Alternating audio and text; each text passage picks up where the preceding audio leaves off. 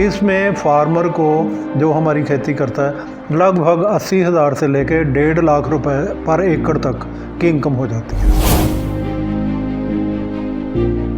आजकल खेती से जुड़े लोगों की सबसे बड़ी समस्या अपनी फसल की बिक्री को लेकर है। लेकिन अगर किसान को फसल उगाने से पहले ही उसका बेचने का रेट बता दिया जाए तो कैसा रहेगा। आज हम ऐसी ही कंपनी के बारे में बताएंगे जो कि किसानों को फसल का रेट पहले से ही तय कर देती है। इस कंपनी का नाम है बायोकार्व सीड्स। इसको चला रहे हैं डॉक्टर अल्लाह रंग जी, जो कि लगभग पिछले 25 सालों से फूलों की खेती की कॉन्ट्रैक्ट फार्मिंग करवा रहे हैं। मैं डॉक्टर अल्लाह रंग पंजाब एग्रीकल्चर यूनिवर्सिटी से head department of plant breeding retire हुआ हूँ। 2 मेरे बेटे और मैं ये काम कर रहे हैं बायोकार्व सीड में फूलों के बीज के पैदा करने का और उसको एक्सपोर्ट करने का। ये सिमरान है, ये मेरा छोटा बेटा है। जो हमारी फसलें खेत में होती हैं उनको बुकिंग और उनका सारा ध्यान इसको करना होता है। यह फूलों की ऐसी किस्म की खेती करवाते हैं जिसको सीड के लिए लगाया जाता है। उस सीड को डॉक्टर अल्लाह रंग जी अमेरिका समेत और कई देशों में एक्सपोर्ट करते हैं। इस कंपनी से कैसे जुड़ सकते हैं, खर्चा कितना आता है और रिस्क क्या है, इन सभी सवालों के जवाब आपको पूरी वीडियो देखने के बाद मिलेंगे। तो इसमें ऐसा करते हैं हम कि 70 एकड़ के करीब हम अपने फार्म पे लगाते हैं और उसके बाद अबाउट 1000 एकड़ के पास, लगभग 1000 एकड़, 300 से 1000 एकड़ तक हर एक साल में अलग अलग एरिया होता है, वो हम फार्मर के साथ लगाते हैं। और कुछ एरिया हम साउथ ऑफ इंडिया में भी लगाते हैं जो फसलें यहाँ नहीं हो सकती। तो उसका तरीका ये है कि हम जो किसान है उससे वो हमें कॉल करता है, किसी तरह से भी उसको पता चलता है हमारे बारे में। जैसे उसको ये पता चला कि किसी एक और फार्मर उसी गांव का है जो हमारी फसल ग्रो कर रहा है, उसने उसको बताया कि ये फसल आप भी कर लो, इसमें बहुत अच्छा पैसा है।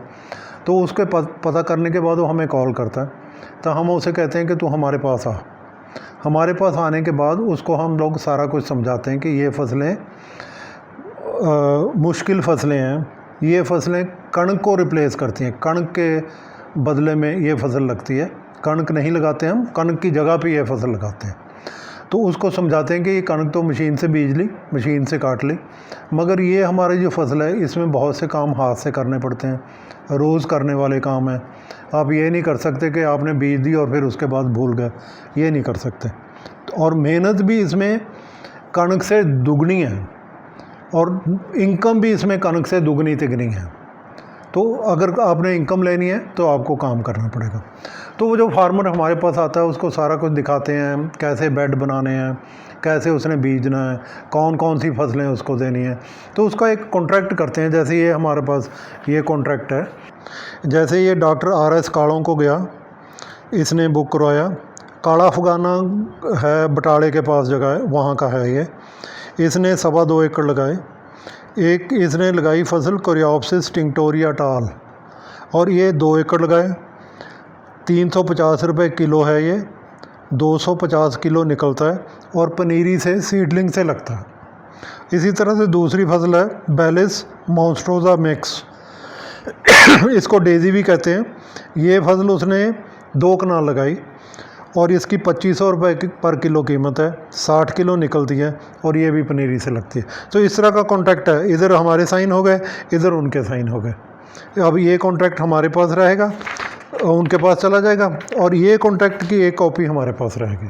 तो उसके बाद जो सीड या सीडलिंग उसने अपने खेत में लगानी है वो हम उसे फ्री ऑफ कॉस्ट देते हैं। हर एक चीज़ की सीडलिंग नहीं लगती और हर एक चीज़ का बीज भी नहीं लगता।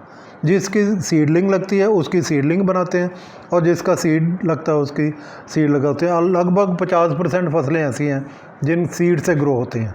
उसको अगर नर्सरी में पैदा करें तो वो फिर ठीक नहीं रहती। नर्सरी का खेत होता है उसमें अभी नर्सरी हमने 5th से सोइंग करनी शुरू करी है और वो नर्सरी ग्रो कर रही है। हम इस नर्सरी को हम फ्री ऑफ कॉस्ट किसान को देते हैं पैदा करके। ये अब ये 1.5 एकड़ एरिया लगा हुआ है यहाँ पे। ये सारी नर्सरी की डिफरेंट स्टेजेस पे बीजते हैं। जैसे ये 5th की 5 तारीख की बीजी हुई है और ये पैदा हो गई। अब ये अब बड़ी हो रही है। इसकी हार्डनिंग करेंगे यहाँ पे। जब ये हार्डनिंग हो जाएगी फिर उसके बाद इसको हम लोग किसानों को भेजेंगे जब ये इसकी हाइट भी 2 से 3 इंच हो जाएगी। तो ये सारी नर्सरी डिफरेंट तरह की नर्सरीज़ हैं। यहाँ पे और है, वहाँ पे और है। तो ये सारी नर्सरीज़ हम पैदा करते हैं, सीडलिंग्स पैदा करके ये किसान को फ्री ऑफ कॉस्ट देते हैं। चाहे सीड हो चाहे सीडलिंग हो, किसान को फ्री ऑफ कॉस्ट है ये। तो इसके बाद वो जब फसलें उसने ग्रो कर ली, उसने अपने खेत में लगभग से 2 एकड़ लगा लिए, तो वो 2 एकड़ को पालने का तरीका हम उसे खेत में जाके समझाते हैं।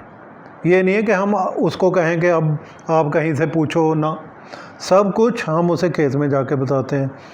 हर एक हफ्ते उसको 1 या 2 वीडियो भेजते हैं कि ये काम हो रहा है हमारे खेतों में, आपका करना है तो ये भी आपका कर लो। हमारा स्टाफ 24 घंटे फ़ोन पे अवेलेबल होता है। जो भी आपने बात उनसे पूछनी है फ़ोन पे भी पूछ सकते हो। बट उसके अलावा हम हर एक 15-20 दिन बाद उसे खेत में जाके बताते हैं। जब उसकी फसल पक जाती है, उसने बीज पैदा कर लिया, उसे हम रॉ सीड कहते हैं।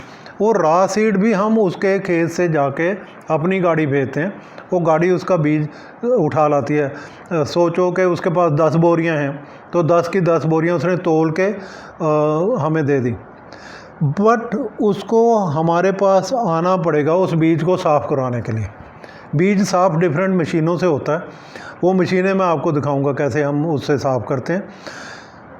मशीनों से बीज साफ़ करने के बाद उसकी पेमेंट होती है। जो ये पेमेंट होती है, जैसे 1300 रुपये की फसल मैंने आपको दिखाई, ये फसल आपको साफ़ होने के बाद की 1300 रुपये kg है, किलो।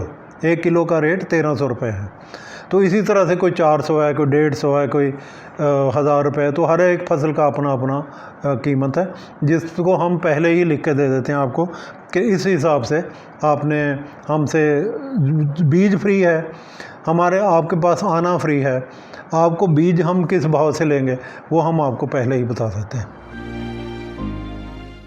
ये हमारा स्टोर है, गोडाउन कह लो, जहाँ पे फार्मर का सीड जब वो उसके पास पक जाता है तो यहाँ पे सीड आ जाता है। ये सारा रॉ सीड है, मतलब कच्चा सीड है ये। इसकी सफाई होती है फिर। तो ये हमारा सारा इक्विपमेंट है जो हमें ज़रूरत होती है। जैसे ये इक्विपमेंट है, इससे बेड बनते हैं। यहाँ के बाद फिर हम उसको ग्रेडिंग सेक्शन में लेके जाते हैं। और यहाँ पे ये मशीनें हैं जो बीज को साफ़ करती हैं। वो मशीन है। उसके बाद फिर आगे वाली मशीन पे जाता है, फिर उसके बाद उठा के इस पे डाल दिया जाता है। तो यहाँ पे फाइनल सीड निकल आता है। तो ये इस तरह से और अलग अलग सीड के लिए अलग अलग मशीनें हैं जिसमें हम बीज को साफ़ करते हैं। और हम यहाँ पे किसान को कहते हैं कि वो सामने खड़ा रहे, अपने सामने सीड को साफ़ करवाए, ताकि उसको ये कोई शक ना हो कि हमने कहीं सीड उसका ले तो नहीं लिया। तो वो अपने सामने खड़ा होकर सीड को साफ़ कराता है। उसके रहने की जगह है यहाँ पे, खाने पीने की जगह, तो उसको नंबर वाइज बुलाते हैं और वो आके अपना सीड यहाँ पे आके साफ़ कराता है इन मशीनों पे। ये सर कोल्ड रूम है जिसमें हम लोग सीड ग्रेड करने के बाद रखते हैं।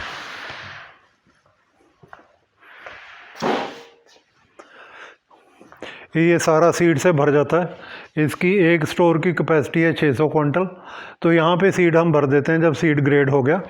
ग्रेड हुआ सीड यहाँ पे होता है। इसका 2 काम होते हैं, एक तो वो सीड ख़राब नहीं होता, दूसरा ये कोल्ड ड्राइंग करता है। ये ऑटोमेटिक सिस्टम है इसमें। जब इसकी मॉइस्चर बढ़ जाती है इस रूम की, तब भी एक एसीज चल जाते हैं या हीटर्स चल जाते हैं। जब इसकी टेम्परेचर ज़्यादा हो जाता है तब भी ये चल जाते हैं। ऑटोमेटिक सारा साल चलते हैं। तो इसका टेम्परेचर एक फ़िक्स टेम्परेचर, फ़िक्स ह्यूमिडिटी रखते हैं और उस पर रखने के बाद जो सीड में से मॉइस्चर है ये अपने आप निकाल के उस पाइप के थ्रू पानी बाहर निकाल देते हैं। तो यहाँ पे जो सीड रखा हुआ है हमने, ये जो सीड रखा हुआ है, इसकी लाइफ लगभग 4 से 5 साल है बिना जर्मिनेशन के ख़राब हुए। जर्मिनेशन यहाँ पे ख़राब नहीं होती क्योंकि एक टेम्परेचर और ह्यूमिडिटी फ़िक्स रहती है सारा साल। ये ऑर्नामेंटल केल एक वैरायटी है जिसका सीड हम एक्सपोर्ट करते हैं। तो ये अब स्टॉक रखा हुआ है बीजने के लिए, जो बीज रखा हुआ है ये बीज यहाँ पे है, ये अब सारा स्टॉक इसमें है। इसी तरह से सारे सीड रखे रहते हैं। ये सीड जो हैं बाहर से आते हैं, इंपोर्ट होते हैं और यहाँ आके फिर हम फार्मर को देते हैं बीजने के लिए।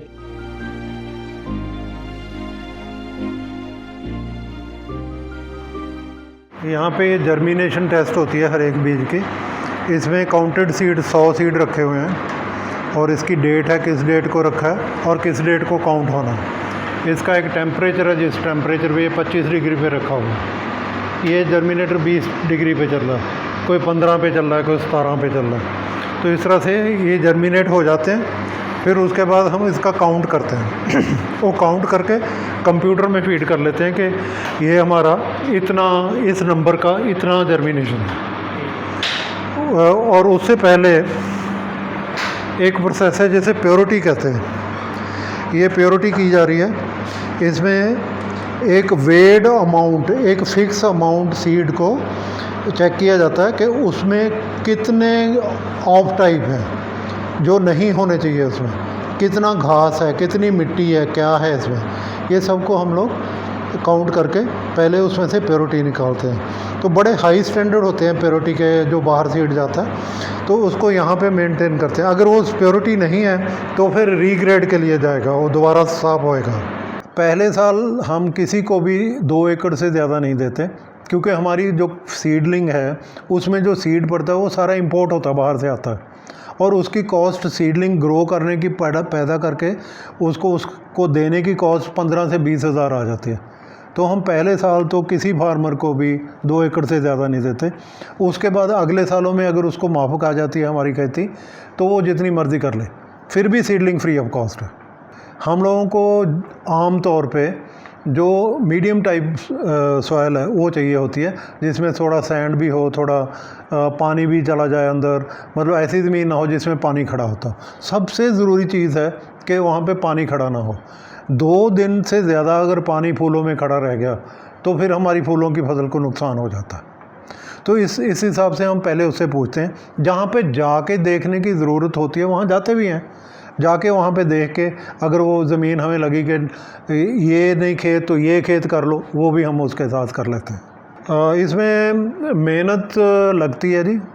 मैंने जैसे आपको बताया, वीट को रिप्लेस करते हैं। नवंबर में ये फसलें लगती हैं और अप्रैल में ख़त्म हो जाती हैं। तो वीट का सारा सीज़न, जो कणक का सारा सीज़न है, कणक की जगह ये फसल लगती है। कणक को तो आपने मशीन से बीज दिया, उसके बाद उसको पानी लगाए, खाद डाला और एक आध स्प्रे करी और उसको फिर मशीन से काट लिया। मगर हमारी कोई भी फसल ऐसी नहीं जो मशीन से कटे। हमारी सारी फसलों को हाथ से आपको या तो उसको एक बार काटना पड़ेगा, या आपको उसको 10-15 बार ही उसको काटना, फूल तोड़ने पड़ेंगे, या मतलब हाथ से करने वाले काम। एक तो मेहनत ये होगी। दूसरी मेहनत होती है, हम इस पे एक आध स्प्रे तो करते हैं वीड्स की, घास की, मगर सारा घास नहीं मरता इससे। तो सारे घास को मारने के लिए हमें गुड़ाई करनी पड़ती है इसकी। तो 2 गुड़ाइयाँ आम तौर पे फसलों की होती हैं। तो वो एक मेहनत ये हो गई। तीसरी मेहनत है तोड़ाई की। जिस फसल को आपने हर एक दूसरे दिन तोड़ना है, उसको आपको तोड़ने के लिए आपको ध्यान रखना पड़ेगा कि आपका बीज उड़ ना जाए। कई फसलें हमारी ऐसी हैं जो 12-14 हज़ार सीड पर ग्राम होते हैं। तो वो सीड जो है वो मतलब अगर मिट्टी में गिर गए तो गए हो, तो किसी काम के नहीं। आपको ध्यान रखना पड़ेगा कि आज तोड़ने वाली कंडीशन है तो आज ही तोड़ना है।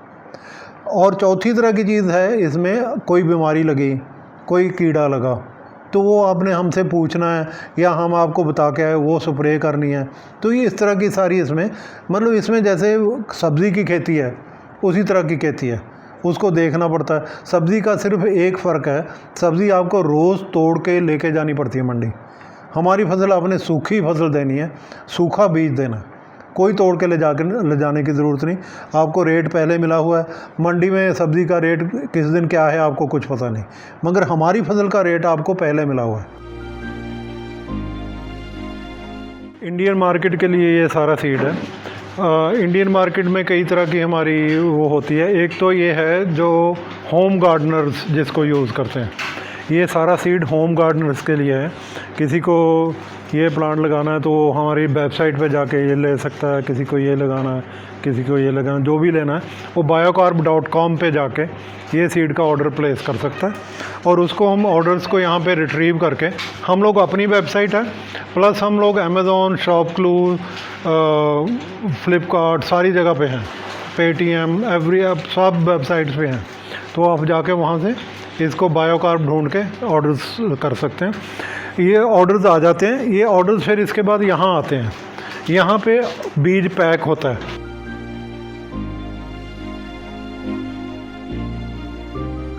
ये हमारी पैकिंग मशीन है जिसमें हम बाई वॉल्यूम सीड पैक करते हैं।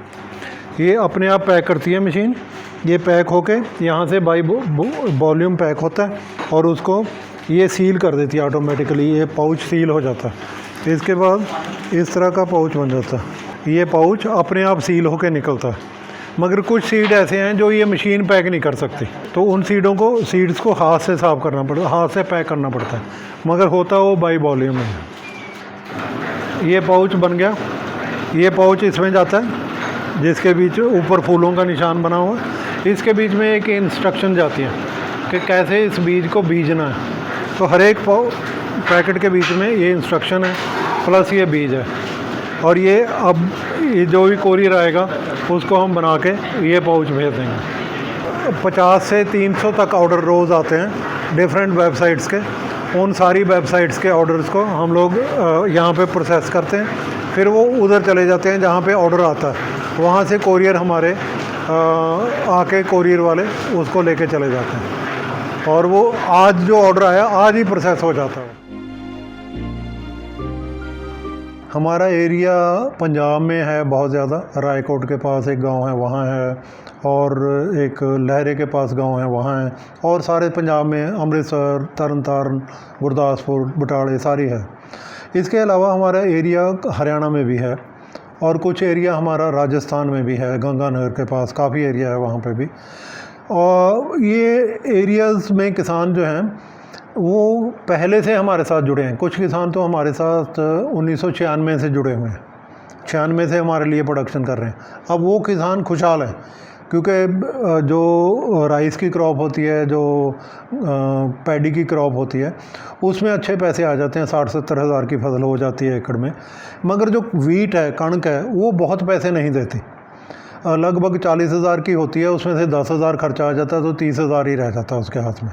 तो ये फसलें हमारी जो हैं उससे 3 गुना पैसे दे देती हैं। तो वो किसान जो 96 से हमारे साथ लगे हुए हैं वो आजकल खुशहाल हो गए क्योंकि उन्होंने दूसरी फसल भी उनको एक अच्छी खासी पैसे देने वाली फसल मिल गई।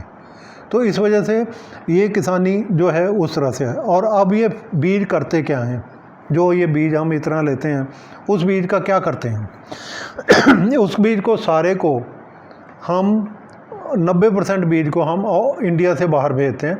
हम 8 मुल्कों में बीज की सप्लाई करते हैं। यूएसए, यूरोप के हॉलैंड, पोलैंड, जर्मनी, फ्रांस, ये कंट्रीज़ हैं।